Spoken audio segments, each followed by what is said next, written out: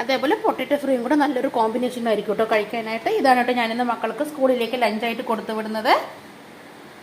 ഈ പൊട്ടറ്റോ രസം, തൈര് സാധനത്തിൽ തക്കാളി രസം ചോറ്, പിന്നെ അതേപോലെ കുരുമുളക് രസം ചോറ്, പിന്നെ അതേപോലെ തക്കാളി സാദം, തൈര് സാദം, ലെമൺ സാദം, ഇത് എല്ലാത്തിൻ്റെയും കൂടെയൊക്കെ നല്ലൊരു ബെസ്റ്റ് കോമ്പിനേഷൻ ഉണ്ട് നമ്മുടെ ഈ പൊട്ടറ്റോ ഫ്രൈ. അപ്പോൾ നമുക്ക് വേഗം പൊട്ടറ്റോ ഫ്രൈ ഉണ്ടാക്കാനായിട്ട് തുടങ്ങാം.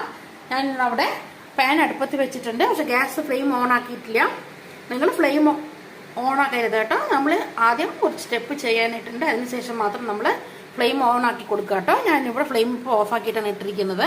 നമുക്ക് ഈ പാനിലേക്ക് നമുക്ക് ഇവിടെ ഒരു 3 ടേബിൾ സ്പൂൺ കോക്കനട്ട് ഓയിൽ നമുക്ക് ചേർത്ത് കൊടുക്കാം കേട്ടോ.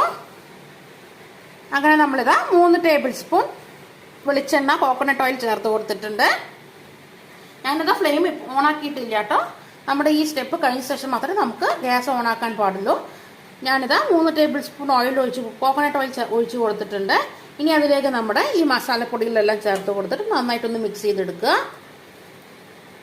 ഞാനത് എന്താ ഗ്യാസ് ഓണാക്കണ്ടെന്ന് പറഞ്ഞെന്ന് വെച്ചാൽ, നമ്മൾ ഗ്യാസ് ഓണാക്കി വെച്ചിട്ടുണ്ടെങ്കിൽ ഈ വെളിച്ചെണ്ണ പെട്ടെന്ന് ചൂടായിട്ട് വരും.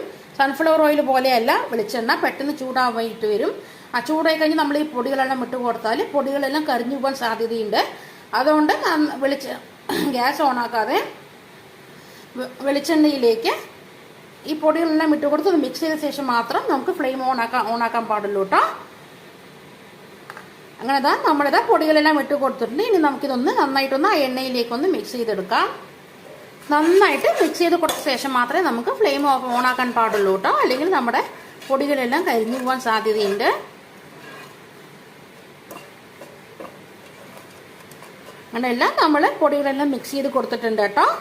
കാശ്മീരി മുളക് പൊടി, സാധാരണ നമ്മൾ വീട്ടിൽ യൂസ് ചെയ്യുന്ന മുളക് പൊടി, ഉപ്പ്, മഞ്ഞൾപ്പൊടി, ഗരം മസാല, ഇതെല്ലാം കൂടെ നന്നായിട്ട് മിക്സ് ചെയ്തെടുത്തിട്ടുണ്ട് വെളിച്ചെണ്ണയിലേക്ക് ഇട്ടിട്ട്. ഇനി നമുക്ക് ഫ്ലെയിം ഓണാക്കാം, ഗ്യാസിൻ്റെ ഫ്ലെയിം ഓണാക്കാം. അങ്ങനെ നമ്മളിത് ഫ്ലെയിം ഓണാക്കിയിട്ടുണ്ട്. ഇനി ഇതിൻ്റെ പൊടികളുടെ എല്ലാം ഒരു പച്ചമണം ഒന്ന് മാറുന്നത് വരെ നമുക്കൊന്ന് ഇളക്കി കൊടുക്കാം.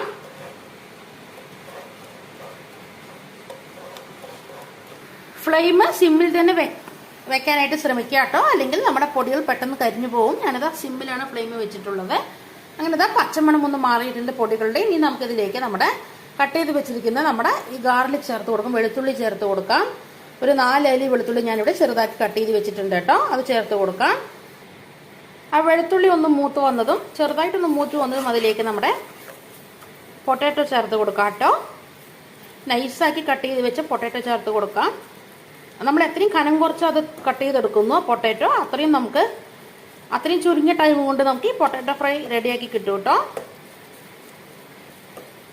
അങ്ങനെ അതാ വെളുത്തുള്ളി എല്ലാം ഒന്ന് ചെറുതായിട്ട് മൂത്ത് വന്നിട്ടുണ്ട് കേട്ടോ. ഇനി നമുക്കിതിലേക്ക് നമ്മൾ കട്ട് ചെയ്ത് വെച്ചിരിക്കുന്ന പൊട്ടാറ്റോ ചേർത്ത് കൊടുക്കാം.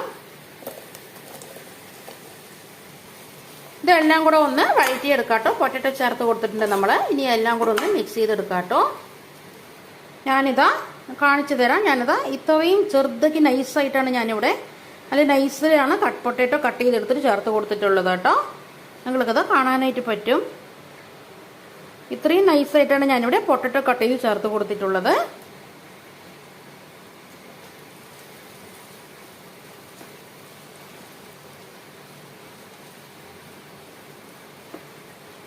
നിങ്ങളിതിലേക്ക് വെളിച്ചെണ്ണ തന്നെ ചേർത്ത് കൊടുക്കാൻ ശ്രമിക്കുക കേട്ടോ. നമ്മൾ സൺഫ്ലവർ ഓയിൽ ചേർത്ത് കൊടുക്കണമെങ്കിൽ ഇതിൻ്റെ ടേസ്റ്റ് മാറിക്കിട്ടും. ഇതിലേക്ക് വെളിച്ചെണ്ണ ഉപയോഗിച്ചാൽ മാത്രമാണ് നല്ലൊരു ടേസ്റ്റ് കിട്ടുന്നത്. കോക്കനട്ട് ഓയിൽ ചേർത്ത് കൊടുക്കുക.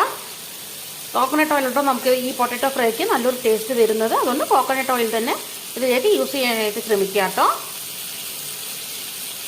അങ്ങനെ പൊട്ടാറ്റോ ഇട്ട് കൊടുത്തിട്ട് ഒരു 3 മിനിറ്റ് കഴിഞ്ഞിട്ടുണ്ട്. നന്നായി നമ്മളൊന്ന് വഴറ്റി എടുത്തിട്ടുണ്ട്. ഇനി നമുക്കിതിലേക്ക് നമ്മൾ എടുത്ത് വെച്ചിരിക്കുന്ന കറിവേപ്പില ചേർത്ത് കൊടുക്കാം. കറിവേപ്പിലയും കൂടെ ചേർത്ത് കൊടുത്തിട്ട് ഒന്ന് വഴറ്റിയെടുക്കുക കേട്ടോ. അതിനുശേഷം ഇതൊന്ന് ഒരു 10 മിനിറ്റ് ഒന്ന് അടച്ച് വെച്ചിട്ട് നമുക്കൊന്ന് വേവിച്ചെടുക്കാം.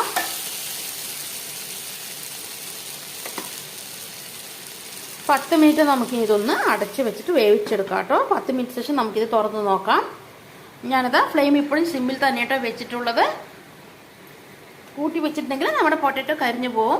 അതേപോലെ തന്നെ 10 മിനിറ്റ് അടച്ച് വെക്കുമ്പോൾ ഇടയ്ക്കൊന്ന് തുറന്നു കൊടുത്തിട്ട് ഇളക്കി കൊടുക്കാനും മറക്കരുതേ. അങ്ങനെ അതാ 5 മിനിറ്റ് കഴിഞ്ഞിട്ടുണ്ട്. നമുക്കിനി ഇതൊന്ന് തുറന്നു കൊടുത്തിട്ട് ഒന്ന് ഇളക്കി കൊടുത്തിട്ട് വീണ്ടും ഒരു 5 മിനിറ്റും കൂടെ അടച്ച് വെച്ച് കൊടുക്കാം. 5 മിനിറ്റ് ശേഷം ഞാനത് തുറന്നിട്ടുണ്ട്. ഇനി നമുക്കിതൊന്ന് ഇളക്കി കൊടുക്കാം.